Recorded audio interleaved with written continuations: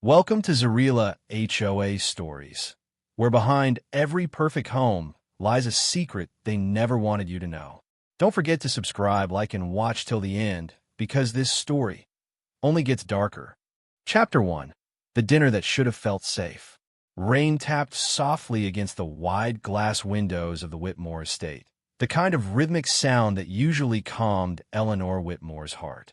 Tonight, though, every drop seemed to echo louder than it should, as if the storm itself knew something was wrong. The long mahogany dining table gleamed beneath crystal light.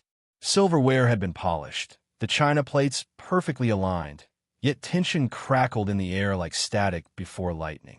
Eleanor sat at the head of the table, her posture elegant but tired, decades of family expectation weighing invisibly on her shoulders. Her son Daniel sat to her right, eyes distant, stirring his soup more than eating it. Across from him sat his wife, Clara, her smile practiced and polite, every movement measured. "You're awfully quiet tonight," Eleanor said, setting her spoon down gently. "Everything all right, dear?" Clara looked up, her expression softening. "Of course, Mother. Just thinking about the firm's presentation tomorrow." Daniel's jaw tightened, a small, almost invisible reaction, but Eleanor noticed. He had been doing that a lot lately, small twitches of irritation that surfaced whenever Clara spoke of work. There was something in his silence that worried her, a stillness that wasn't peace, but restraint. From the other end of the table, Grace, Eleanor's niece, shifted uncomfortably. "Aunt Ellie," she began carefully, "did you still want me to help you organize the family archives this weekend?" Eleanor smiled faintly. "Yes, dear. The study's been a mess since your uncle passed. I'd appreciate it." Clara set her glass down too quickly. The sound cracked through the quiet room. "Archives? Are those old financial documents, too?" Daniel's eyes flicked toward her, sharp warning. Grace blinked, confused. "I suppose so. Why?" "Oh, no reason," Clara said, recovering fast. "Just curious." The rain grew heavier outside, drowning out the uneasy silence. Eleanor pretended not to notice the way Clara avoided eye contact or how Daniel's hand tightened around his napkin. Instead, she reached for her wine and smiled thinly. "Let's not talk business tonight. We rarely have dinner together anymore." But the warmth never returned to the table. Beneath her calm surface, Eleanor felt a whisper of dread. She had built this family from the ground up after her husband's death, rebuilt the estate, kept the company stable, paid for Daniel's law degree. But lately, she sensed fractures forming in the foundation she'd spent her life preserving. Grace excused herself early, retreating upstairs to the guest room. The moment she was gone, Daniel spoke, his tone low. "Mother, about the trust fund. I think it's time we reconsidered who manages it." Eleanor froze. "What do you mean?" Clara interjected smoothly. "Daniel only means that with your health." "My health is fine," Eleanor snapped, eyes narrowing. "And the trust remains under my supervision until my will says otherwise." For a second, no one breathed. Clara's polite facade cracked just slightly, a flicker of frustration in her eyes. Daniel looked between them, torn, but said nothing more. Later that night, as the storm intensified, Eleanor walked alone to her study. The air smelled of rain and old paper. On her desk lay the untouched envelope from the family's legal advisor, the one she hadn't opened yet. She hesitated, fingers hovering over it, feeling that same whisper of dread crawling up her spine. Down the hallway, muffled voices drifted through the door of Daniel and Clara's room, too low to make out clearly, but urgent, tense. Eleanor's pulse quickened. She stepped closer, heart thudding. Clara's voice, cold and precise, sliced through the rain. "She doesn't have much time left. Once Grace helps her with those archives, everything we need will be right there." Eleanor's breath caught. Outside, thunder rolled, a perfect, merciless echo. Chapter 2. The Unspoken Things. The next morning arrived wrapped in mist. Pale light filtered through the estate's tall windows, spilling across the marble floors and catching on framed photographs. Family smiles frozen in time, looking far warmer than the present. Eleanor woke early, though she hadn't slept much. Clara's words from the night before clung to her mind like a shadow she couldn't shake. Once Grace helps her with those archives, everything we need will be right there. She made her way downstairs quietly, her robe dragging across the polished floor. The house was silent except for the faint hum of rainwater still dripping from the gutters. As she entered her study, the scent of paper and cedar greeted her, comforting once, now heavy with unease. The envelope from her legal advisor still sat unopened. Eleanor reached for it, her hand trembling slightly. She wasn't a woman easily shaken, but something about Clara's tone, controlled, cold, deliberate, told her this was no misunderstanding. She slid a letter opener under the seal. The letter was brief but unsettling. Mrs. Whitmore, per your last discussion regarding the family trust, please confirm if you still wish to keep Daniel as co-beneficiary. I have received a recent request for amendment and signed. Please clarify immediately. Eleanor's chest tightened. She hadn't sent any amendment, nor had she authorized anyone to make one. Clara, she whispered under her breath, the name almost tasting bitter. A knock at the door startled her. Grace peeked in, still in her sleep shirt, her hair messy. Aunt Ellie? You're up early. Eleanor folded the letter and smiled faintly. Old habits. Grace stepped closer, curious. Is that from the lawyer? Yes, Eleanor said carefully. Just business.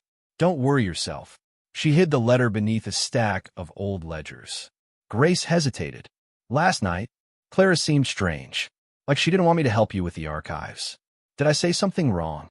Eleanor studied her niece, her honest, open face. Grace had always been a comfort, a link to the gentler part of her late husband's family. No, darling, she said softly. You did nothing wrong, but I think I'll handle the archives myself today. Grace frowned, sensing something unsaid, but nodded and left quietly. When Eleanor turned back to the desk, she saw that the drawer she always kept locked was slightly ajar. The brass key still hung from the lock. She could have sworn she had locked it the previous night. Her heart skipped. Inside were sensitive papers, old company records, titles, and original copies of her husband's will. Eleanor checked quickly. Everything seemed untouched. Still, her instinct screamed otherwise. Downstairs, she heard voices, Daniel and Clara in the kitchen. She moved closer to the hallway, listening. You shouldn't have mentioned the archives, Daniel hissed. I panicked, Clara replied sharply. She suspects something. She'll ruin everything if she digs too far. Just let me handle it. Oh, like you handled your father's inheritance. Clara shot back. We wouldn't be in this mess if you'd.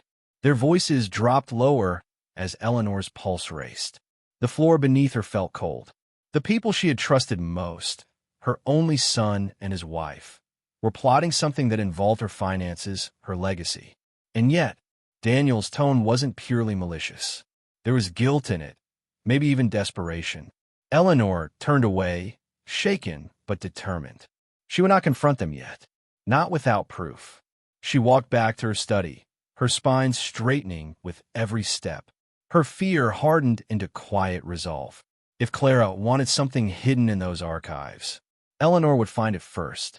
Outside, the morning fog began to lift, but inside the Whitmore estate, the real storm had only begun. Chapter 3. The Paper Trail. By late afternoon, the clouds had cleared, leaving the estate bathed in a thin, deceptive sunlight. The storm had passed, but inside, Eleanor felt none of its relief. She moved through the house with a calm that was practiced, the sort of poise only decades of control could create. Yet her heart beat fast beneath her blouse. Grace had gone into town for errands. Daniel and Clara were in the garden, playing the part of the perfect couple for anyone who might see from the road. Eleanor stood at the top of the stairs, watching them through the window. Daniel smiled faintly as Clara adjusted his tie, her hand lingering too long. To anyone else, it was a tender moment. To Eleanor, it looked rehearsed, a gesture to distract from something rotten underneath. She turned away and locked herself inside her study. The scent of cedar and dust greeted her again as she knelt before the lowest drawer of her mahogany cabinet, the one that had been slightly open that morning. With careful hands, she pulled out a small wooden box. Inside were files, sealed envelopes, and the original trust deed bearing her late husband's signature. She laid everything across the desk in neat lines. For years, she'd told herself that her son, despite his flaws, would always protect what his father built. But now, even the thought of his name on a legal amendment made her stomach twist. She began reading, page by page, ledger by ledger. Half an hour passed before she found it. A thin envelope she didn't recognize. It was dated only 2 weeks ago. Inside was a photocopy of the trust amendment, the same one her lawyer had mentioned, naming Daniel Whitmore as sole executor of the family estate in the event of Eleanor's declining health. Her breath caught. The signature at the bottom, her own name, looked identical, but she knew her penmanship better than anyone. The curve of the E in Eleanor was too sharp, the pressure inconsistent. Someone had forged it. Eleanor sank into her chair. The realization hit her like cold water, deliberate, careful, premeditated forgery. Not a misunderstanding. Not a mistake. From the hallway came a faint knock. She quickly slid the paper under a ledger just as Clara's voice floated in, sweet but thin. "Mother? Are you in there?" "Yes," Eleanor said evenly. "I'm busy." Clara opened the door a little, her head tilted with polite curiosity. "I just wanted to check on you. You've been quiet all day." "I'm fine, dear. Just sorting through old papers." Clara's gaze darted toward the desk, then back. "You shouldn't tire yourself out. Why don't I help you?" Grace said you wanted to work through the archives together. Eleanor smiled faintly, the kind of smile that had survived wars, funerals, and boardroom battles. "You've done enough, Clara. Go enjoy the afternoon." For a split second, Clara's mask slipped. Her expression cooled, almost disappointed. Then she smiled again. "All right, dinner at 7. "Yes," Eleanor murmured. "Dinner at 7. When Clara left, Eleanor exhaled shakily. She reached beneath the ledger and took out the forged document once more. Her hands trembled as she turned it toward the light. At the bottom corner was a faint watermark, Whitmore & Co., Legal. That firm had been sold 5 years ago to Daniel. Her chest constricted. So was him, her own son. For the first time in decades, Eleanor felt old. Truly old, not in body, but in spirit. That deep ache of realizing the person you raised might have been planning your undoing for years. She folded the document and locked it away again, her jaw tight with quiet fury. If Daniel thought she was frail, he was mistaken.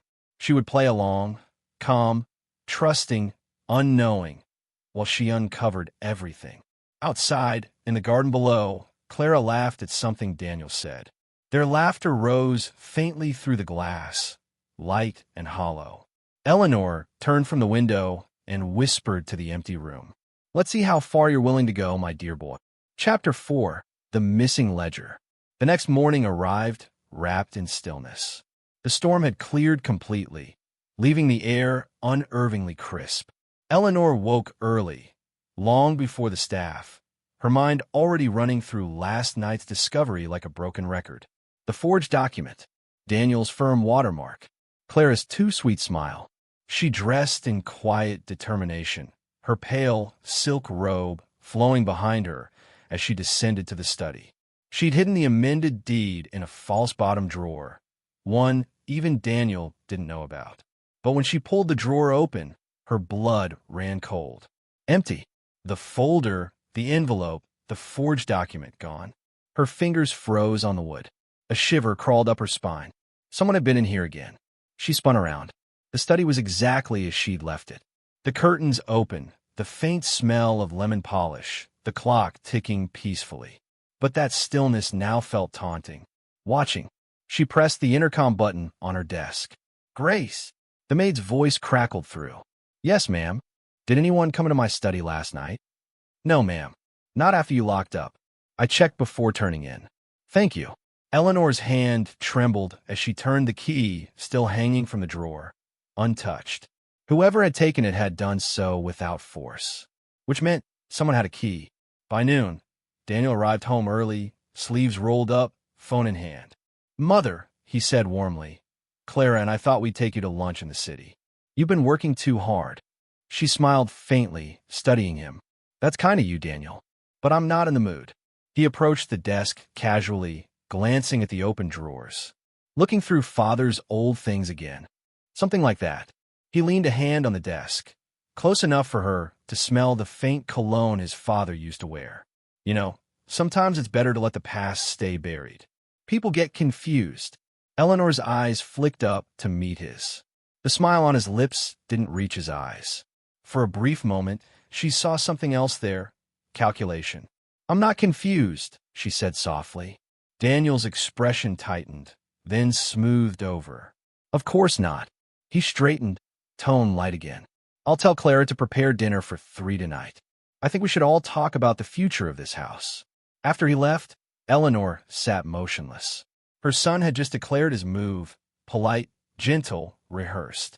But beneath the surface, it was a warning.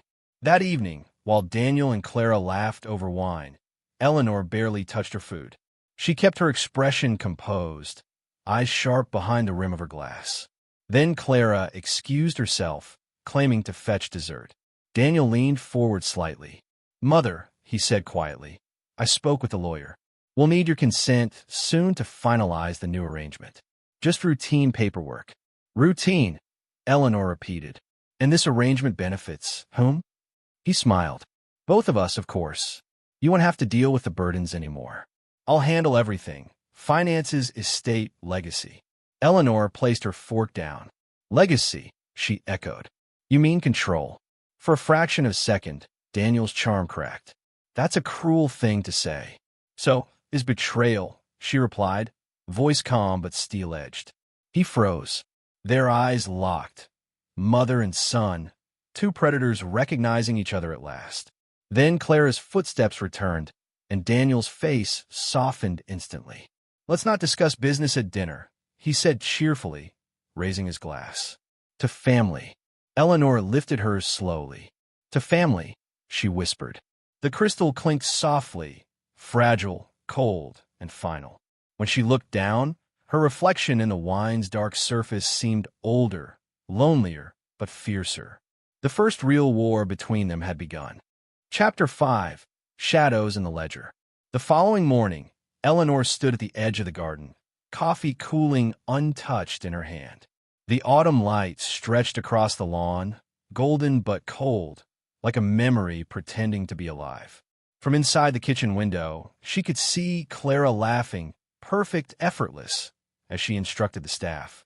Every movement rehearsed, every smile a mask. Eleanor's eyes shifted to the study window. Last night's dinner still echoed in her mind. Daniel's charm laced with threats, Clara's subtle watchfulness. It wasn't just about inheritance. It was about erasing her. She placed the cup down and walked to the far corner of the garden, to the old gardener's shed. Dusty, cluttered. No one had been inside in years. She knelt, pulling aside a loose board on the back wall. There, beneath layers of old ledgers and her husband's notebooks, she found a worn leather book, the original financial ledger. Eleanor turned the fragile pages slowly. Each line told a story of her husband's investments, the trust funds, the hidden accounts, the safety nets. But several entries near the end were crossed out, overwritten in a different hand. Daniel's handwriting. He had transferred entire portions of the estate into new entities, shell companies, some under Clara's maiden name. Quietly, methodically, he was dissolving everything her husband built. Her pulse quickened. She photographed the pages, then closed the ledger carefully, placing it back beneath the floorboards. By evening, she made an appointment with someone she never thought she'd meet again, Harold Green, her late husband's former business partner. The next day, Eleanor met him at a quiet riverside cafe. He was older, grayer, with eyes that missed nothing. "Eleanor," he said softly, "it's been a long time. You said it was urgent." She slid her phone across the table. "Do you recognize these accounts?" Harold adjusted his glasses. His brows furrowed. "These aren't from your husband's original holdings. Someone's been consolidating, moving assets out of the trust." Her heart thudded. "Daniel," she said quietly. Harold sighed. "I warned him once. His ambition would consume him. But this is criminal, Eleanor." She swallowed hard. "Can it be traced?" He nodded slowly. "Yes, but you'll need to be careful. If he suspects you're digging. I already am, she interrupted. When she returned home, the house felt heavier, as if every painting, every polished frame, knew what she had uncovered.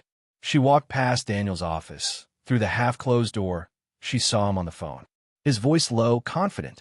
Yes, transfer it to Clara's account. My mother won't notice a thing. Eleanor froze. The words sliced clean through her composure. She stepped back before he saw her, heart pounding in her throat. That night, she sat by her bedroom window, watching the moonlight spill over the estate's pond. She realized that the boy she'd raised, the one who once brought her wildflowers and called her his hero, was gone. In his place stood a man who had learned to smile while cutting her out of her own life. She whispered into the dark, her voice trembling but resolute. You took my trust, Daniel, but you've forgotten who taught you how to fight. Her reflection in the glass looked almost unfamiliar, colder, sharper. She would not confront him yet. No, she would let him think she was still blind, still weak. Because from this moment on, Eleanor Hart wasn't the victim of a betrayal. She was the hunter in a game Daniel didn't know had already begun. Chapter 6, The Dinner Trap. 2 nights later, the Hart estate hosted a dinner party. Daniel had arranged it himself, a small celebration, he'd said, for their upcoming investment deal. Guests filled the hall, their laughter echoing off marble floors. The chandeliers sparkled, and every corner smelled faintly of lilies, Clara's favorite scent. Eleanor descended the stairs slowly, every step measured. Her dark emerald dress shimmered under the light, elegant and unflinching. Tonight, she wasn't the grieving widow. She was the hostess, controlled, calm, and watching. Daniel approached her with a glass of wine. You look beautiful, Mother, he said warmly. And you look nervous, she replied softly.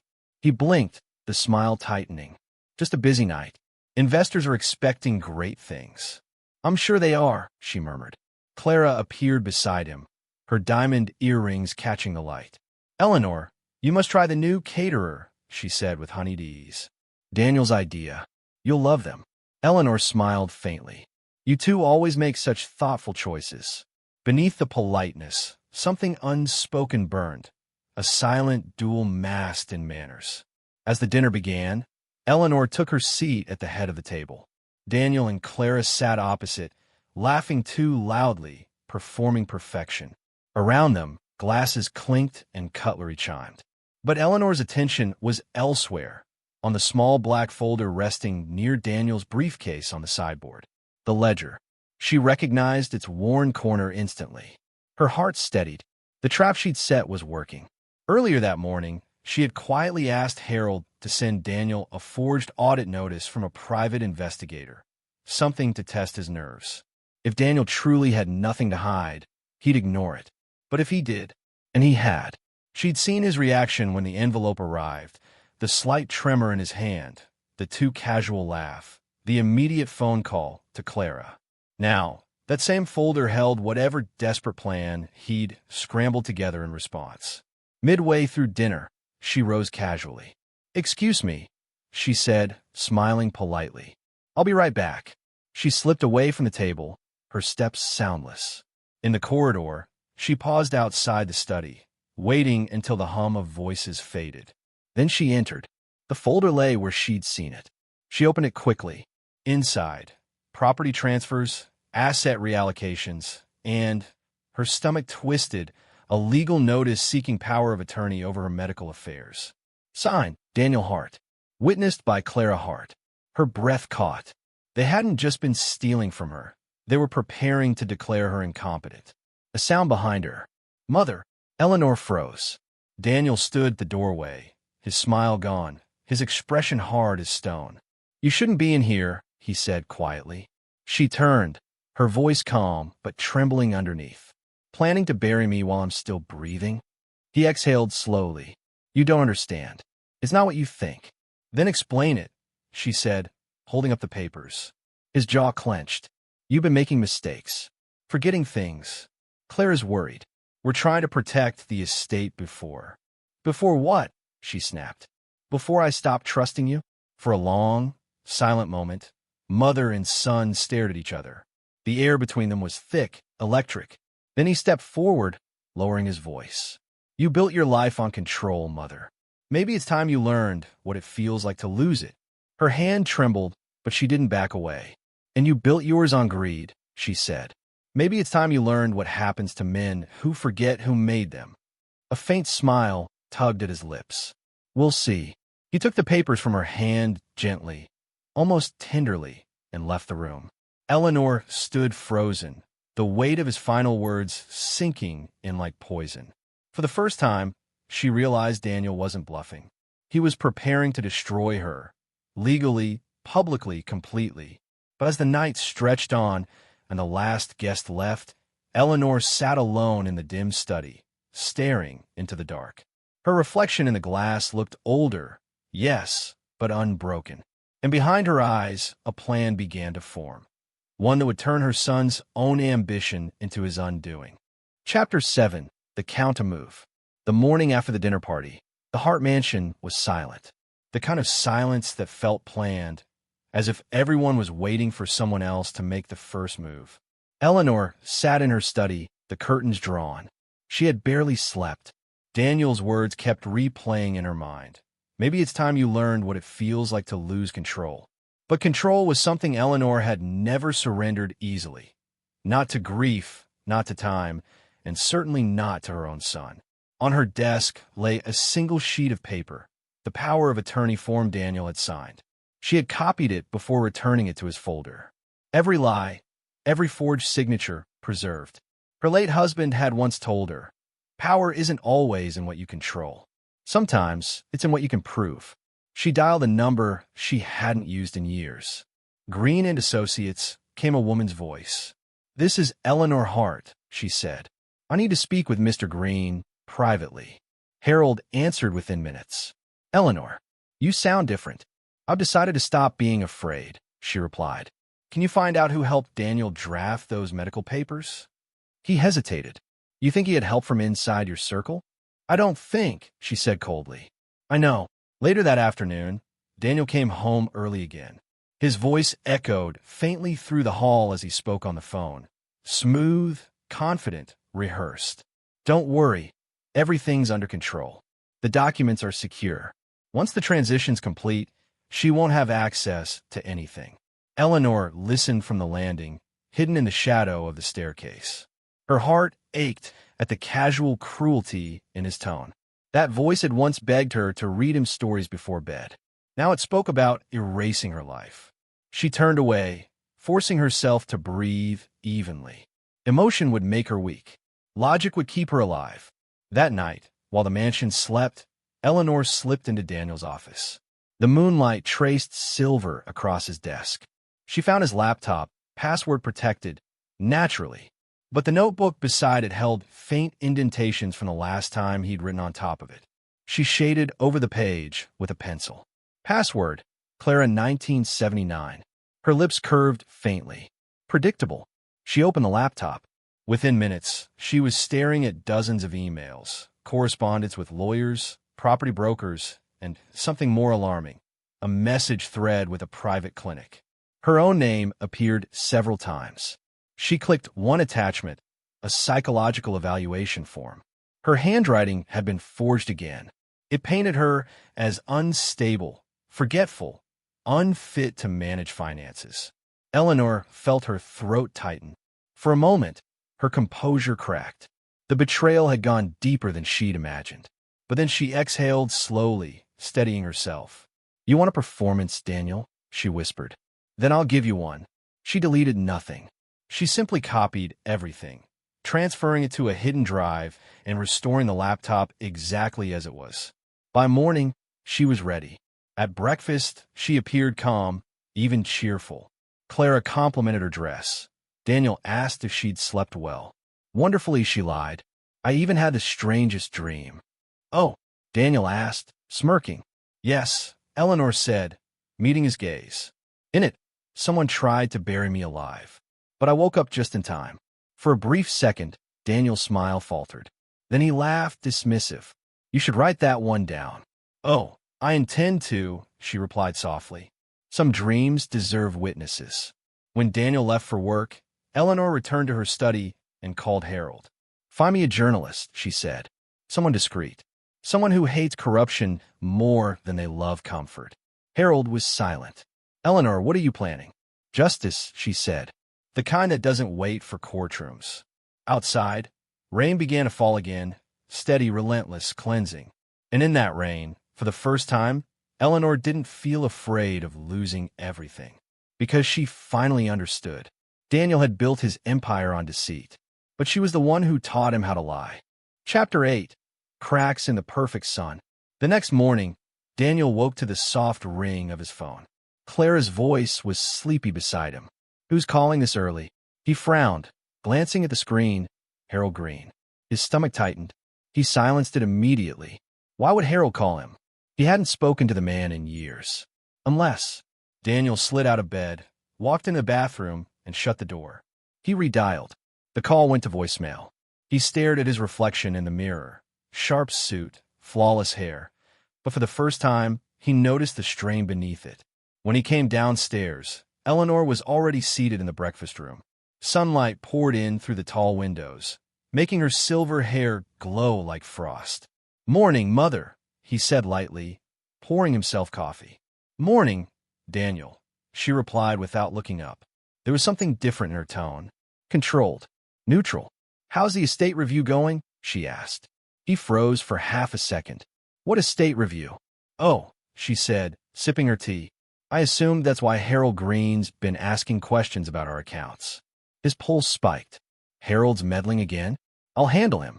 "I'm sure you will," she said quietly. "You've always been good at handling people." The words lingered in the air. Not accusing, not friendly, just sharp enough to draw blood. Daniel forced a laugh. "Mother, you've been under so much stress lately. Maybe you're misreading things."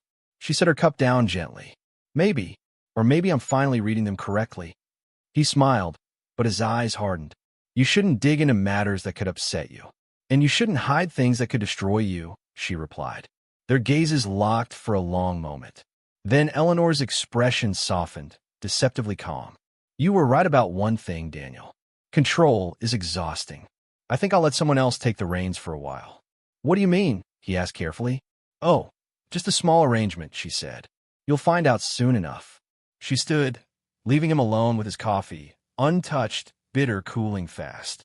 By afternoon, Daniel was pacing his office. Something was wrong. The documents were still hidden, the accounts untouched. Yet somehow, he felt cornered. He called his attorney, but the man sounded nervous. "Daniel, I don't think I can continue managing your adjustments. There's been some inquiry into the transfers." "Inquiry?" Daniel snapped. "From who?" "I can't say, but someone's been asking the right questions." He ended the call, fury simmering beneath his polished exterior. Eleanor. It had to be her. Somehow, she'd gotten help. That evening, Clara noticed his silence at dinner. "You're distracted," she said, touching his arm. "Is everything all right?" "Fine," he muttered. "Just business." Clara tilted her head. "It's her, isn't it?" He looked up sharply. "She's playing with you," Clara whispered. "I told you she wouldn't go quietly. She's your mother, Daniel. She knows how you think." He leaned back, jaw tight. Then it's time she remembered who she's dealing with. Hours later, Eleanor sat in her study, typing a letter by lamplight. Her movements were deliberate, almost serene. The words were short, precise, damning, a summary of every fraudulent act Daniel had committed, attached with copies of the documents she'd gathered. She sealed it, addressed it to the Herald Tribune, confidential tip department, and placed it neatly in her desk drawer. She didn't need to send it yet. Not until Daniel made his next move. As she looked out into the night, she saw Daniel's reflection appear faintly in the glass, standing across the hall, watching her. He smiled, but there was no warmth in it, only recognition. For the first time in years, they saw each other not as mother and son, but as equals in war. Chapter 9. The Public Lie. 2 days later, the Hart Mansion woke to chaos. Cameras flashed beyond the gates. Voices echoed down the long driveway. Eleanor stood by her window, blinds half drawn, watching as reporters swarmed like vultures. On the morning news, a headline screamed across the screen. Eleanor Hart declared unfit. Estate control transferred to son. Her hands trembled as she turned up the volume. There was Daniel, perfectly composed, standing before a podium outside his law firm. His voice, smooth and sympathetic, carried through the speakers. "My mother has been struggling," he said gravely. "She's been under immense emotional distress since my father's passing. This is not about money. It's about protecting her legacy and ensuring the estate remains stable." The crowd murmured in admiration. The perfect son, the devoted heir. Clara stood beside him, her expression gentle, almost tearful. "We just want what's best for her," she added softly. Eleanor's chest burned. They had turned her into the villain, the unstable widow, the fragile matriarch losing her grip on reality. Grace, the maid, entered the room quietly. "Mrs. Hart, people are calling nonstop. They want a statement." Eleanor exhaled slowly, forcing steadiness into her voice. "No statement. Not yet." She turned off the television and walked to the mirror. For a moment, she saw what Daniel wanted the world to see, an aging woman, pale and tired, standing in the ruins of her control. Then her gaze hardened. "You've overplayed your hand, Daniel," she whispered, "and you've given me the sympathy I needed." By noon, Harold arrived through the side gate. He looked grim. "I warned you he might go public, Eleanor, but this is a full smear campaign. He's filed temporary guardianship papers. They'll use it to freeze your access." "Let him," she said quietly. "He's already told the world I'm weak. Now I'll show them what weakness really looks like when it's turned into strength." She handed him a flash drive. Every account transfer, every false signature. "Send it to the journalist, anonymously." Harold hesitated. "Are you sure? Once this goes out, there's no going back." Eleanor's eyes gleamed. "He's already buried me. I'm just choosing where the resurrection happens." Meanwhile, Daniel was celebrating. He and Clara sat in a private dining room at the City Club, surrounded by congratulatory messages from investors. "To a clean victory," Clara said, raising her glass. Daniel smirked. "By next week, everything will be under my name." She won't have the means or credibility to fight back. But his phone buzzed. A notification. "Breaking news. Financial irregularities discovered in Hart & Co. accounts. Ongoing investigation initiated." His stomach dropped. He opened the article. It was detailed, specific, documents attached, exact figures. His signature. Clara's smile faded. "Daniel, what is this?" He stood abruptly, the runes spinning. She did this. She planned it. Back at the mansion, Eleanor watched the same article unfold on her laptop. Each paragraph burned brighter than revenge. It was vindication. But beneath that satisfaction was a strange ache. Daniel's photo on the news. The same boy who once built her birthday cake from sand, now being called a fraud. Her fingers trembled on the keyboard. Justice had come, but at a terrible cost. That night, Daniel returned home. The storm outside battered the windows, rain echoing down the hall. He walked into her study without knocking. "You've ruined me," he said, voice low and shaking. Eleanor looked up from her papers. "No, Daniel. I've shown the world what you became." He stepped closer, eyes burning. "You think you've won?" "No," she whispered. "But I've finally stopped losing." For a long moment, neither spoke. Lightning flashed between them. Two reflections of the same ambition, now turned against each other. Daniel's lips curved into a bitter smile. "Then I hope you're ready for what comes next." When he left, the air felt heavier than ever. Eleanor sat alone in the dark, realizing the truth. She hadn't ended the war. She had only lit its second fire. Chapter 10. The Skeleton in the Vault. The storm had barely passed when the next strike came. Eleanor awoke to the buzz of her phone. Dozens of missed calls. Her heart sank before she even looked. A headline burned across every screen. Eleanor Hart's secret child and cover-up exposed. Her breath caught. A cold rush spread through her chest. It couldn't be. She clicked the link. There was an old photograph of her, much younger, holding a baby in front of a small clinic in Maine. The article claimed the child had been given away, quietly, years before she married Richard Hart. The source? Anonymous, but the tone was unmistakable. Daniel's fingerprints were all over it. The The story tore through social media. Comments exploded. So she's not the saint she pretended to be. Maybe Daniel was right. She's unstable. Grace burst into the room, her face pale. Ma'am, the board's withdrawing from your trust foundation. They say they can't risk their reputation. Eleanor stood by the window, silent, staring into the mist that hung over the estate grounds. Every move Daniel made was precise, calculated, personal. It wasn't about money anymore. It was about humiliation. Later that afternoon, Harold rushed in with papers clutched tight in his hands. He leaked your sealed records, Eleanor. Do you understand what that means? He broke federal confidentiality. We can use that against him. But she wasn't listening. Her eyes were locked on a box she had pulled from the back of her closet, a small wooden chest bound with brass clasps.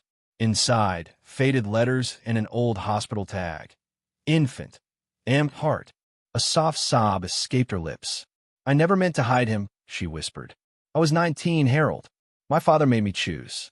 I was told the baby didn't survive. Harold's face softened.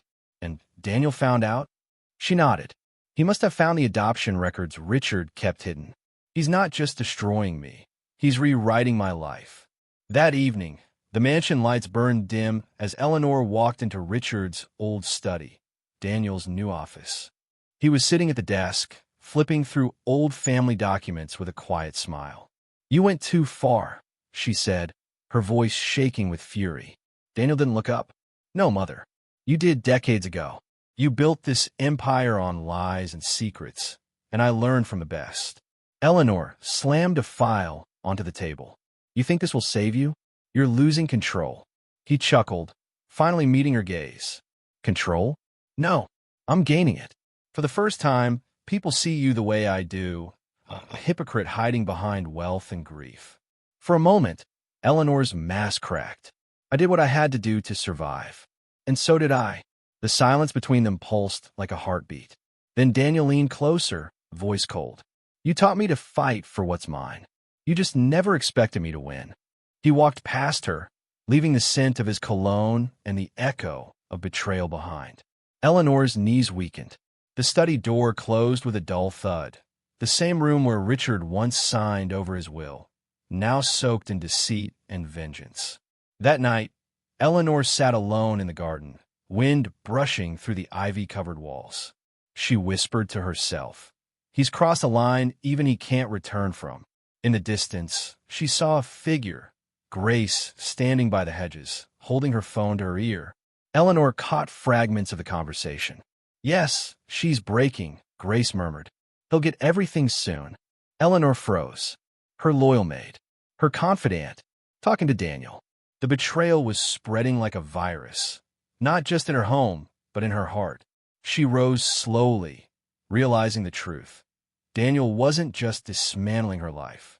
He was isolating her piece by piece until there would be nothing left standing.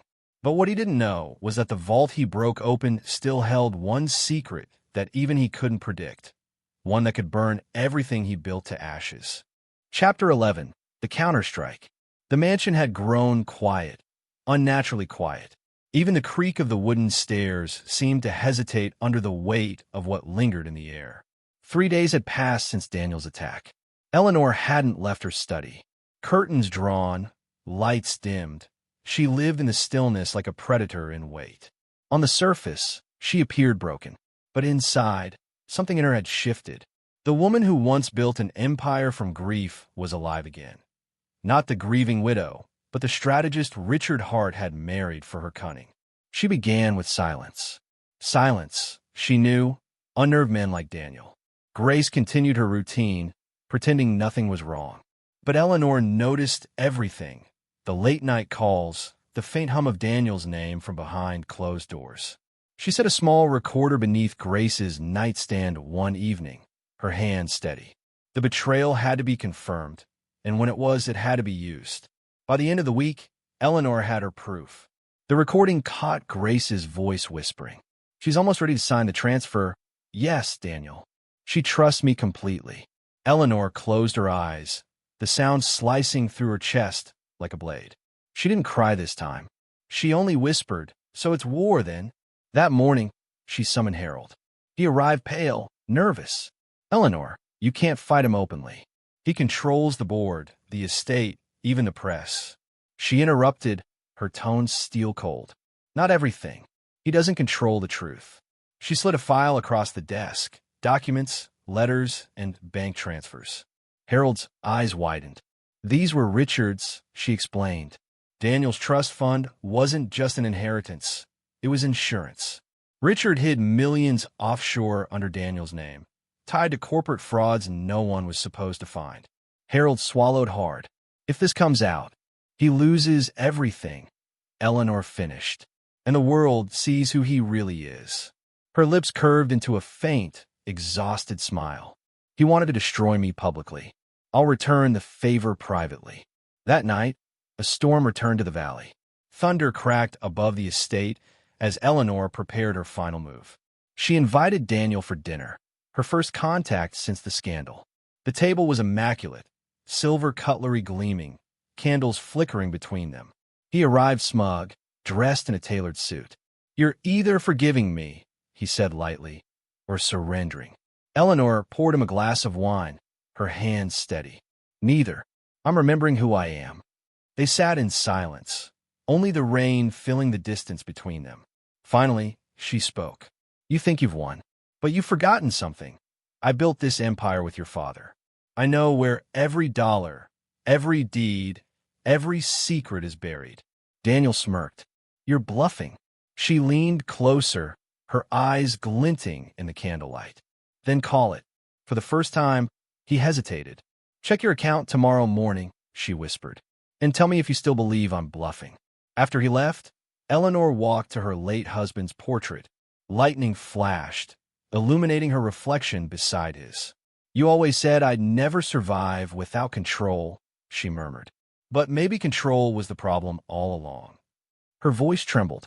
I just wanted to protect him, and now I've created something far worse.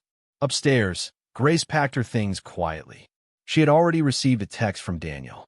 Tomorrow morning, we end this. Be ready.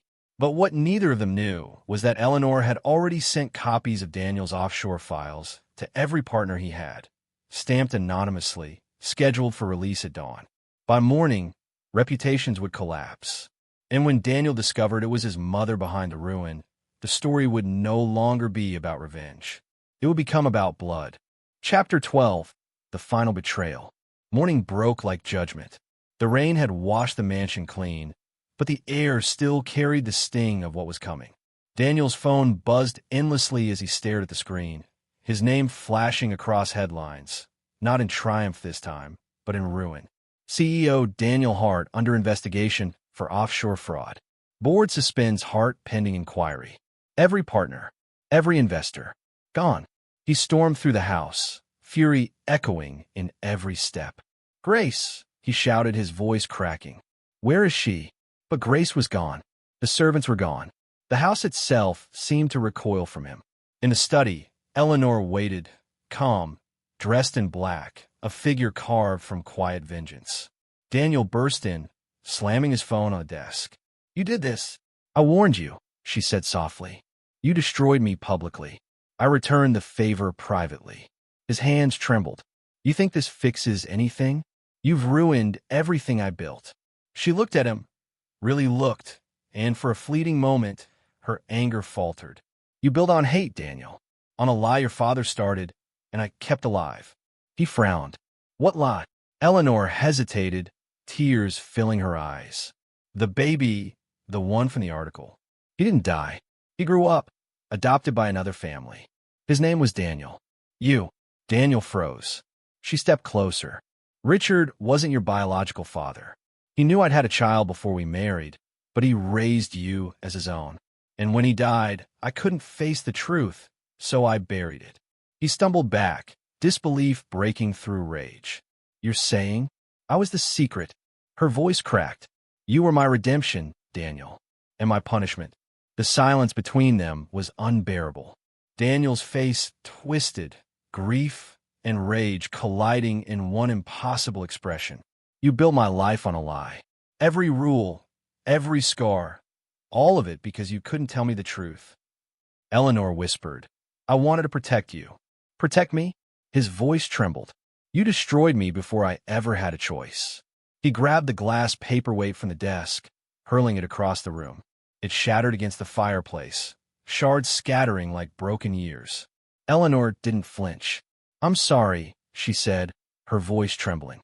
I never stopped loving you, even when I couldn't face what I'd done. He turned toward her, eyes wet, fists shaking. For a moment, it seemed he might strike her. Instead, he collapsed, all fury draining out at once. She moved toward him, reaching out, but he stepped back. No, he whispered, you don't get to fix this. You build an empire out of lies, and now it's finally gone. He walked out, no suitcase, no plan, just the echo of a man who had lost everything, even his name. By dusk, Eleanor sat alone in the study, the fire dying low. Grace's betrayal, Daniel's fury, Richard's ghost, all of it hung around her like smoke. She opened one of Richard's old letters, reading the final line he'd written years ago. Power means nothing if it costs you the ones you love. Tears slid down her cheeks. For the first time in her life, she allowed herself to feel small. Outside, the wind carried the faint sound of police sirens, distant but closing in. Eleanor looked toward the window, whispering to the night, it's over. And for the first time in decades, it truly was. Clapperboard outro, Zarila Hoa story style. Soft, haunting piano music fades in. Studio microphone voiceover. This was the story of Eleanor Hart, a woman who built an empire from loss, and a son who burned it all to the ground. In the end, their greatest betrayal wasn't against each other, but against the truth. Pause. Music deepens. If you felt the weight of this story, if it made you think or made you feel, don't forget to like, subscribe, and stay till the end of every tale we tell. This is Zarila HOA Stories, where behind every perfect home, there's a secret waiting to be found. Music fades out, and screen appears with dramatic echo of thunder.